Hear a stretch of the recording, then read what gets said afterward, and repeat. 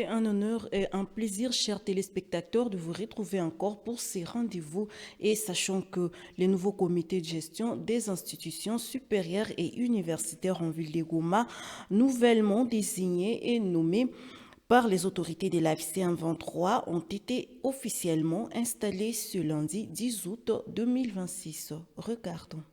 Aussitôt après la décision de désignation et de nomination des nouveaux comités de gestion des institutions d'enseignement supérieur universitaire par les autorités de la FC23, les cérémonies d'installation et de remise et reprise à Goma ont eu lieu ce lundi 10 août 2026, présidé par le secrétaire permanent adjoint de la FC23, Delio Kimbulungu, accompagné du vice-gouverneur en charge des questions économiques, financières et de développement, Shadrach Amani, et du maire adjoint, Juvenal Nshimiimana.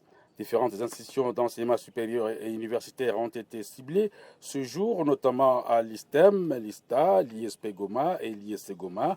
À l'ISTEM Goma, par exemple, le nouveau directeur général, le professeur Ndaya Zibiemero Désiré, a axé les priorités, entre autres, sur l'excellence et les innovations, la recherche scientifique, pour ne citer que cela.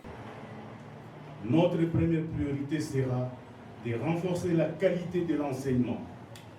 Nous devons veiller à ce que nos formations répondent aux exigences scientifiques et professionnelles contemporaines.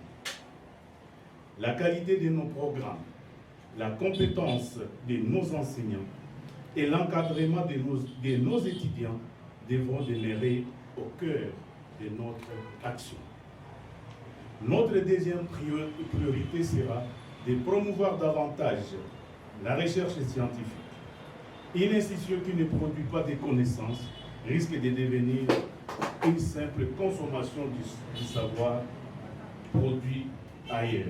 De son côté, le directeur général reconduit de l'ISTA Goma, le professeur Kambale Mondo, a rassuré et resté dans la vision du changement. On est heureux d'avoir été nommé par les autorités et nous disons merci pour la confiance renouvelée pour notre équipe et nous disons nous allons continuer le pas dans les changements comme les recommandent les autorités de l'AFC 23. Une occasion pour cette délégation de l'AFC 23 de suivre la situation de fonctionnement de l'ISP Goma présentée par le directeur général, le professeur Boutoa Balingene, à l'ISC Goma, le directeur général, le professeur Rejari Mouyavio, tout en remerciant l'autorité de l'AFC 23 pour la confiance placée en cette nouvelle équipe, a rassuré mettre en valeur le site de Mugunga. À noter que le mouvement révolutionnaire AFC 23 attend des instituts supérieurs et des universités une nouvelle impulsion pour le changement, a fait savoir Delio Kimbulungu, secrétaire permanent adjoint de l'AFC 23.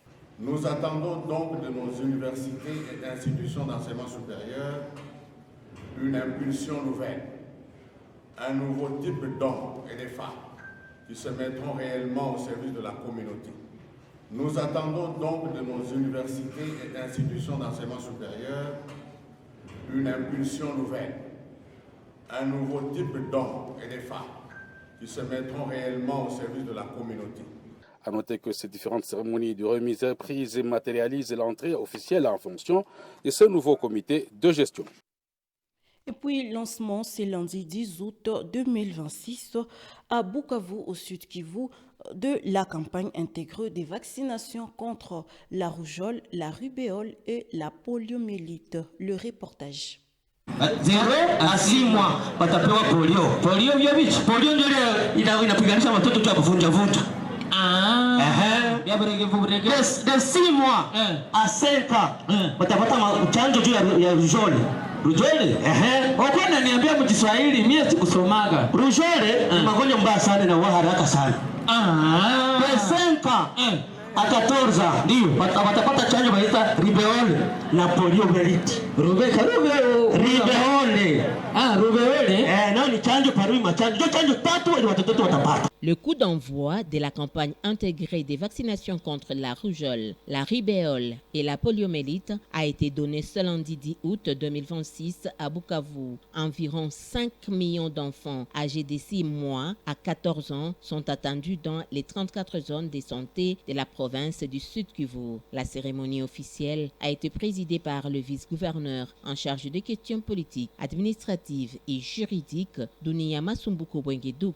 Il était entouré de la maire adjointe de Bukavu, Céline Nyota Louanja, des bourgmestres des communes d'Ibanda et Bagira, de la conseillère du gouverneur en charge de la santé, Madame Gracia Nabintou, du docteur Michel, chef des divisions provinciales de la santé, ainsi que des partenaires techniques et financiers du secteur, notamment l'OMS et l'UNICEF. Pratiquement, la campagne démarre le mardi 11 août 2026. Elle cible les enfants de moins de 6 mois. Vaccination contre la poliomyélite. Les enfants de 6 mois à 5 ans. Vaccination contre la rougeole et la rubéole. Et les enfants de 5 à 14 ans. Vaccination contre la rougeole et la rubéole. La cérémonie a débuté par le mot de bienvenue du bourgmestre de la commune d'Ibanda, Madame Priska Mweze Balemba, qui a appelé à la réussite de l'opération. Au nom de la commune d'Ibanda,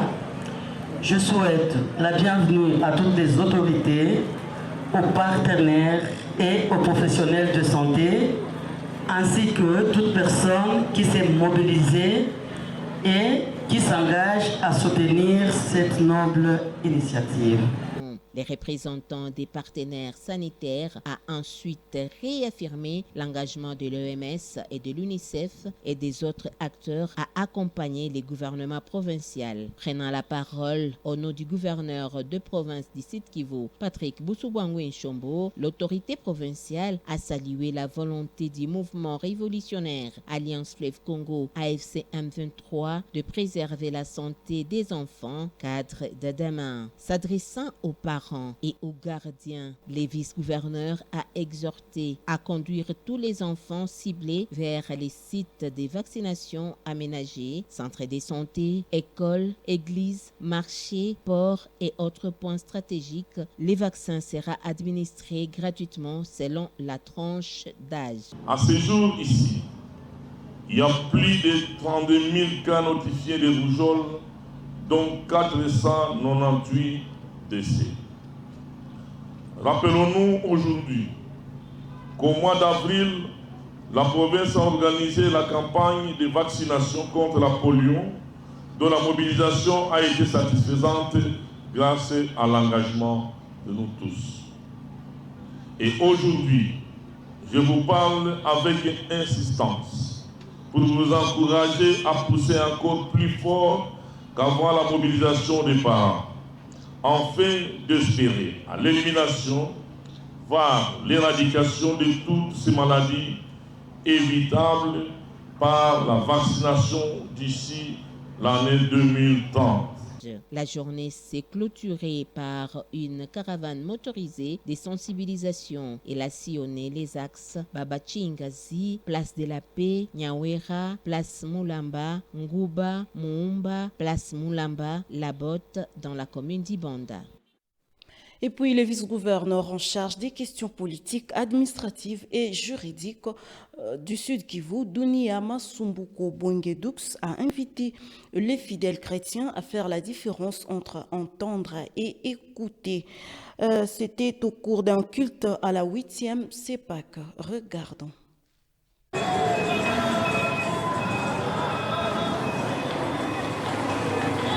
Le vivre ensemble et la cohésion sociale étaient à l'ordre du jour du culte de dimanche 9 août à l'église 8e CEPAC Sayouni de Kadoutou Carrefour.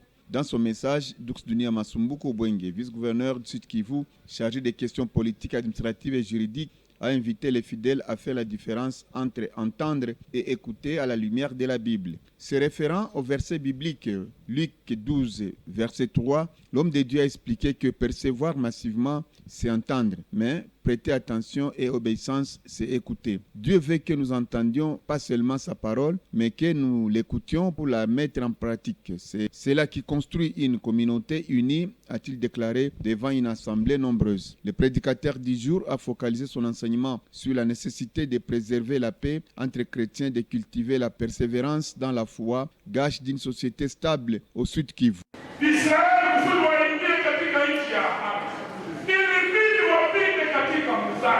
Walitoka sijue combien de millions d'Égypte, lakini wenye walifika walikuwa tupe na leo wanatumesha ulimwengu.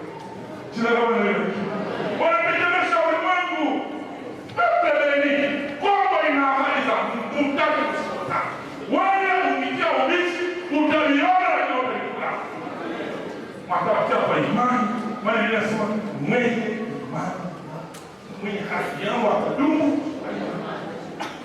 Il a été accompagné d'une forte délégation officielle, le vice-gouverneur chargé des questions financières et du développement, Gadi Moukizan Sabineza, la bourgmestre d'Ibanda, Madame Priska Mweze Balemba, la bourgmestre adjointe de Kadoutou, Madame Pascaline Chikourou, le commandant ville de la police révolutionnaire du mouvement AFCM 23, ainsi que plusieurs membres du cabinet du gouverneur. Avant de prier pour la paix en RDC, et particulièrement pour les hauts plateaux de Fizi, d'où il venait avant sa nomination par l'AFCM 23 à son nouveau poste, le vice-gouverneur Gadi Moukiza, lui aussi pasteur, a pris la parole pour remercier les responsables de l'église Sayuni pour l'opportunité de transmettre la parole de Dieu au peuple.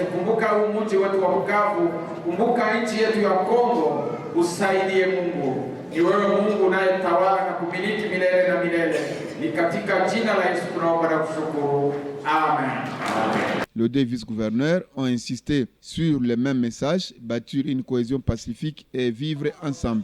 Le culte s'est terminé dans un climat de ferveur et d'unité au rythme des cantiques et des prières pour la province et pour la nation. Et puis, après une intervention chirurgicale réussie à Goma, un enfant âgé d'environ 14 ans souffrant d'une malformation congénitale est en définitive devenu une fille. Le reportage. L'enfant âgé d'environ 14 ans souffrant d'une malformation congénitale est en définitive devenu une fille après une intervention chirurgicale réussie à Goma. Anciennement appelée Grâce, cet enfant venu de Rutshuru dans le groupement de Bukoma est appelé désormais Mademoiselle Graciela. Un exploit sanitaire salué par son père biologique qui a révélé que l'enfant était né avec deux sexes.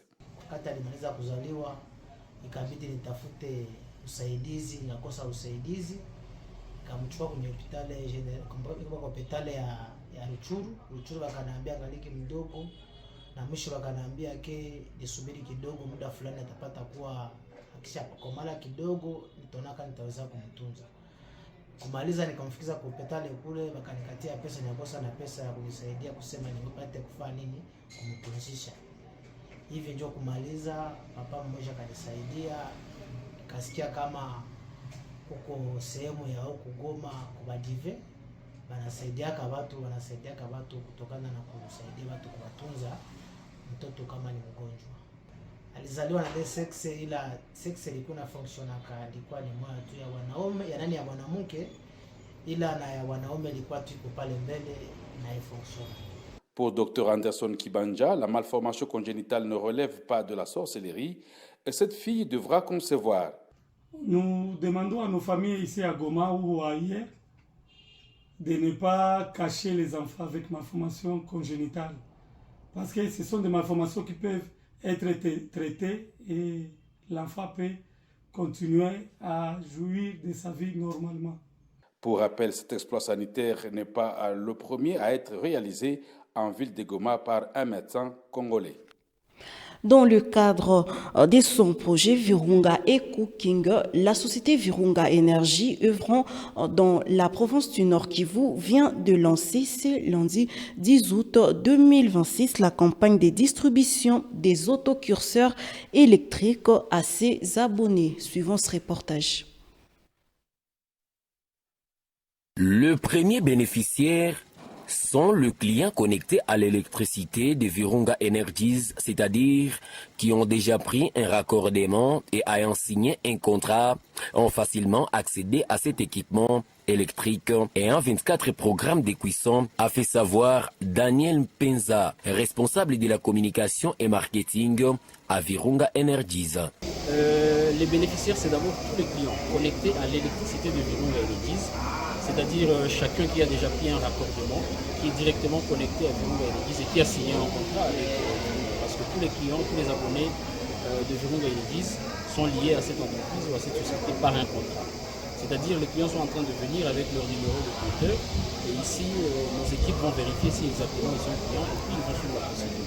Donc c'est tous les abonnés de Virunga Energies. Les déplacés qui n'ont pas rentré dans leur millier d'origine ont été identifiés, enregistrés et par la suite ont eu accès à cette cuisson moderne. Les bénéficiaires ont promis expérimenter cette nouvelle technologie mise en place par Virunga Energies. Tutakuwa nauza makala, tutakuwa tumeitisha mafuta tena mingi kupitia ile kurana pana anzisha kila kitu. Ndio za kisi maragi tu ni 90 minute nena hivisha pale pale. Birai wali 15 minute vinavisha pale pale en 20 minutes. Bien, merci beaucoup. Wanafaa vraiment initiative ya mzuri. Tunaenda pima tuangalie kisha tutawaambia kama vilipitikana haya. Retenez que cette campagne va se poursuivre sur toute l'étendue de la ville de Goma, ainsi que les territoires de la province du Nord Kivu. Et puis la localité de Kabaya, un groupement de Mufuni Matandi, a accueilli le dimanche dernier l'équipe de mobilisation, sensibilisation et appui à la pacification venue de Mushaki. Suivant. Kila mara ni kawaida kuzungumza na wakaaji juu hatuna wakati ya kuikara sababu balipata shida ya adui mwenyewe tuligombana naye sasa na wakabaki bila kitu. Ile njina wacha tunazungumza nao kusudi watoshe mikono mu mifuka watumike kazi na washirikiane na uongozi wa chama cha M23. Wakaaji wa Kabaya tunashirikiana nao vizuri sana, kwani wakati tunaongea vinatimilika.